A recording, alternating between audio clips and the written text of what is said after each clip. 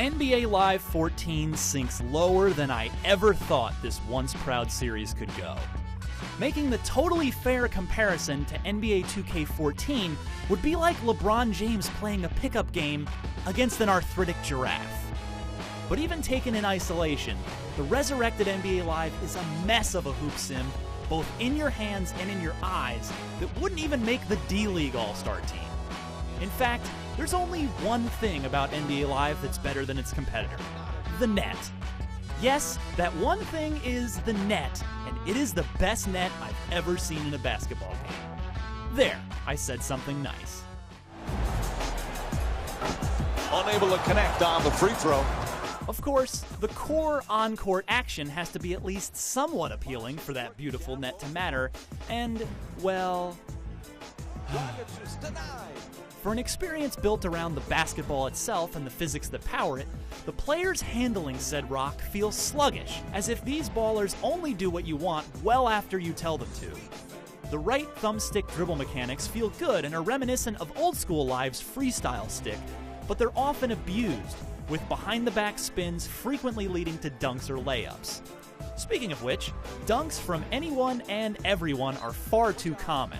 The mid-range jump shot is mostly absent from Live 14's repertoire, probably because jumpers have a freakish tendency to get blocked no matter who's doing the shooting. And if you're looking for instructions on how to run the technically named plays you can call, you'll just have to figure it out on your own. No HUD indicators or other graphics show you what the hell a 51 spread pop is. Perkins forces it up. It's a shame, because underneath the garbage heap of problems are a couple of promising features. Big Moments mode includes compelling challenges that recreate rare real-life achievements or big shots. We've seen this in other sports games, but Live's clever hook is that fresh ones are supposed to be added as they happen in the actual NBA season. For instance, I was able to play Jeff Green's buzzer-beating, game-winning three against the Heat just days after it went down in Miami. Meanwhile, NBA Live borrows the virtual trading card-based Ultimate Team mode from FIFA and applies it to pro hoopsters, creating the only other thing besides Big Moments that I'd be tempted to keep coming back to. In it, you unlock, or buy, new packs of cards and build a better team with which to challenge online foes. The Rising Star mode isn't so skilled. It follows 2K's My Player blueprint closely, right down to opening with a draft showcase game, then getting drafted, and then playing your first game and getting scored for every little good or bad thing you do in the contest. Problem is, it's a lot easier to fail than it is to succeed. You'll lose rating not just for turnovers and poor defense, but for every missed shot, even if it was a clean, open look that came from great ball movement. Come on, even the best NBA player only makes half his shots. Worse, you're not rewarded for drawing a foul or even making the free throws you've earned once you get to the line. And the Dynasty mode is a menu-tastic, ho-hum take on the traditional front office managing franchise mode. Nothing more, nothing less.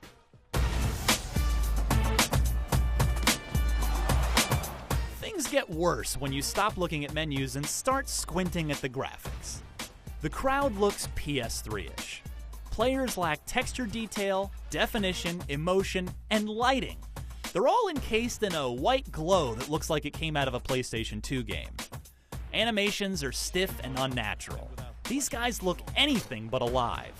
And when you do pull off something cool, almost every replay, many of which suffer from frame rate issues that live gameplay doesn't, is a view from the rafters, or if it is closer, shows you the backs of the players' heads.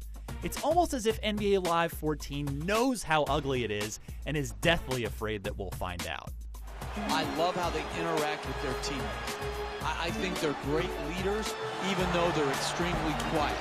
The poopy presentation extends to the audio, too. ESPN integration means Mike Green and Jeff Van Gundy are doing the play-by-play, but they seem to always be fresh out of stories and rarely call out players by name, instead opting for generic pronouns like he, or basic descriptions such as this team. Commentary like this hasn't been acceptable in a decade. And the SportsCenter-style halftime show hosted by Jalen Rose has good stuff in it, namely top plays and the ESPN Wired scenes that drop contextually appropriate, real-life coach-in-the-huddle audio into your game. It's just multiple efforts, guys. It's your habits right now. but it's buried inside a tiresome, eternal 4-minute sequence. Yes, I timed it. The third quarter is about to get started. We give it back now to Mike and Jeff. We're closing in on the opening tip, but first, let's take a look at our starting lineups. NBA Live's flaccid return is made all the more disappointing because we waited 3 years for it.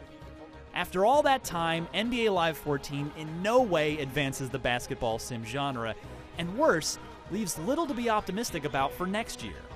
Here's hoping EA figures something out. Otherwise, this series' comeback is going to be short-lived. For more on every basketball video game, even this one, you're already in the right place, IGN. And in case you still haven't made your purchasing decision... Dragic in possession.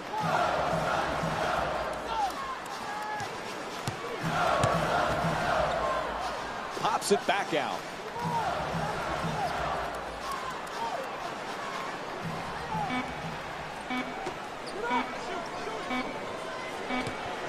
Shot clock expires. A violation. It'll be Jazz ball.